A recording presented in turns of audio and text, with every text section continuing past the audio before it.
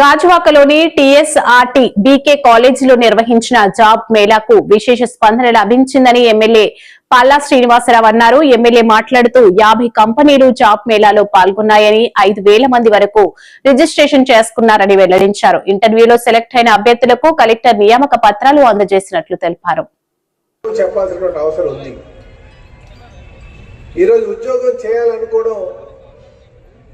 మీ మైండ్లో ఒక strong feel అయితే పెట్టుకోవాలి.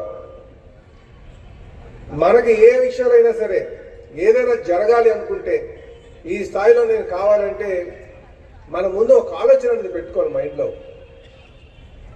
ఆ ఆలోచన పెట్టుకుంటేనే నేను ఎప్పుడు ఎవరైనా నా దగ్గరికి వస్తే ఎవరైనప్పటికీ కూడా దేవుడిని నమ్ముతారా అని అడుగుతారు. నమ్ముతామంటారు. మరి గుడికి వెళ్తామంటే గుడికి వెళ్తానని చెప్పి, చర్చికి వెళ్తామంటే చర్చికి కూడా వెళ్తానంటారు, మసీదుకి వెళ్తామంటే మసీదుకి వెళ్తాం. మీరు కూర్చొని ఎవరితో మాట్లాడుకుంటారు ఒకసారి చెప్పాలి.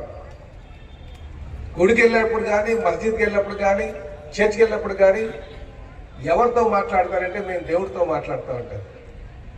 దేవుడిని చూసామంటే చూడలేదు కానీ నేను దేవుడితోనే మాట్లాడతానంటారు.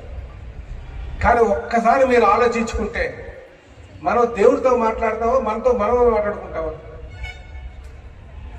మనతో మనమే మాట్లాడుకుంటాం.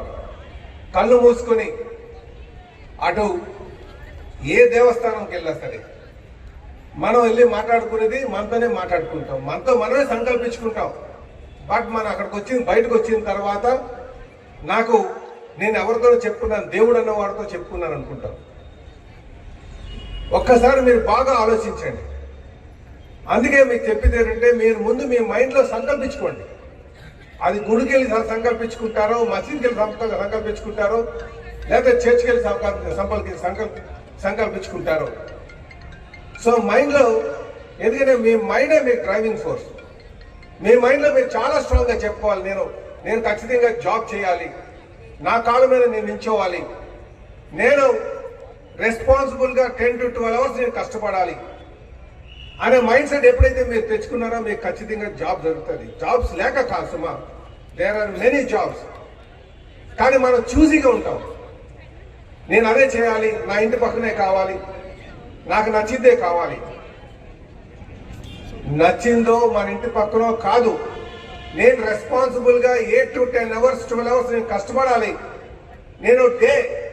ఈ డే నేను ఖాళీగా ఉన్నానంటే ఈ ఖాళీ టైంని మళ్ళీ రేపు నేను ట్రాన్స్ఫర్ చేసుకోవాలి. రేపు ఈరోజు 8 hours ఖాళీగా ఉన్నానంటే రోజులుగా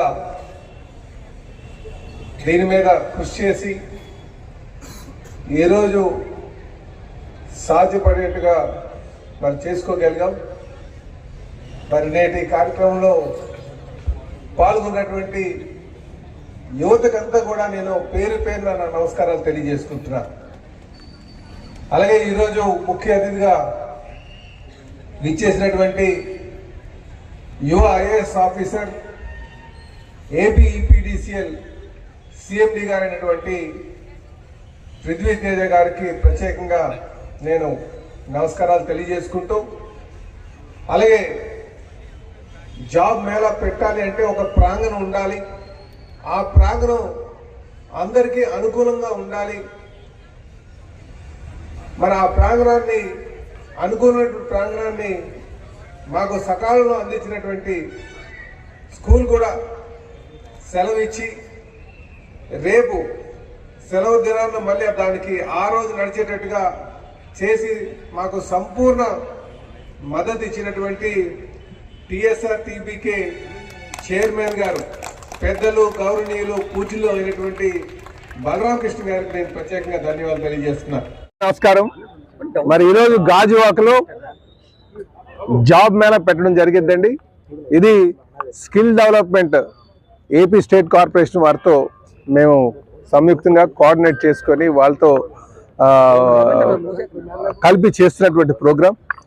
ఇప్పటికే 1,200 మంది ఇంకా రిజిస్టర్ అయ్యారు. సుమారు 2,000 దాకా రిజిస్ట్రేషన్ జరుగుతామని ఒక నమ్మకం ఉంది. 50 కంపెనీస్ కూడా రావడం జరిగింది. ఇది స్కిల్ డెవలప్మెంట్ సెంటర్ వారు మా దగ్గరకు వచ్చి ఇక్కడ జాబ్ మేళా పెడతానంటే వాళ్ళకి కావాల్సినటువంటి సదుపాయాలను, మౌలిక సదుపాయాలన్నీ కల్పించామండి మేము. అలాగే ఈ ప్రాంగణం కూడా టిఎస్ఆర్ టీబీకే బాలకృష్ణ గారు చైర్మన్ గారు అని అడిగిన వెంటనే స్కూల్కి సెలవు ఇచ్చి వర్కింగ్ డే వాళ్ళు మళ్ళీ ఏదైతే హాలిడే ఉందో ఆ రోజు షిఫ్ట్ చేసుకుని మరి ఈరోజు ప్రాంగణం ఇవ్వడం కూడా జరిగిందండి. వారికి కూడా ఈ సందర్భంగా ధన్యవాదాలు తెలియజేస్తున్నాను. కనుక నేను అందరికీ తెలియజేసేది, జాబ్ మేళకు వచ్చి దురదృష్టకరం ఏదంటే మారేడుమిల్లిలో మనకి చిత్తూరు జిల్లా నుంచి వచ్చినటువంటి వారికి యాక్సిడెంట్ జరగడం చాలా దురదృష్టకరం. సుమారు మాకు ఇప్పుడు ఉన్నటువంటి సమాచారం కనుక 9 మంది చనిపోయారు, 5 మంది కండిషన్స్ చాలా సీరియస్గా ఉంది, 36 మంది దాకా ఉన్నారు. అయితే మాకు తెలిసిన వెంటనే అక్కడ ఉన్నటువంటి శాసనసభ్యుల్ని, హోంమంత్రి గారిని, అలాగే ఆ డిస్ట్రిక్ట్ ఇన్ఛార్జ్ మంత్రి అయినటువంటి మన సంధ్య రాణి గారిని పంపించడం జరిగిందండి. అలాగే అక్కడ ఉన్నటువంటి మండల నాయకులందరినీ కూడా మేము సమాయత్తం చేసి అక్కడ కావాల్సినటువంటి అలాగే యంత్రాంగాన్ని కూడా, అలాగే అధికార యంత్రాంగం ఎలాగ పనిచేస్తుంది, మా పార్టీ నుంచి కూడా అందరినీ కూడా సమాయత్తం చేసి పంపించడం జరిగిందని చెప్పి తెలియజేస్తున్నాను. భవిష్యత్తులో కొంచెం ఘాట్ రోడ్లో ప్రయాణం చేసేటప్పుడు ఇది ఎందుకంటే సాయంకాలం 7:30-8 గంటలకి జరిగినటువంటిది, చీకటి పడేటప్పుడు కొంచెం జాగ్రత్తలు తీసుకోవాలని చెప్పేసి మేము అందరికీ తెలియజేస్తున్నాం. వాళ్ళందరూ కూడా యాత్రికుల్లా ఉన్నారు. వాళ్ళు అరకు నుంచి భద్రాచలం వెళ్ళడానికి వాళ్ళు ప్లాన్ చేసుకున్నారు. చాలా దురదృష్టకరం. కనుక క్షతగాత్రులు అందరికీ కూడా మేము చర్యలు తీసుకుంటాం, కాపాడే విధంగా మేము ప్రయత్నం చేస్తామని చెప్పి తెలియజేస్తున్నారండి.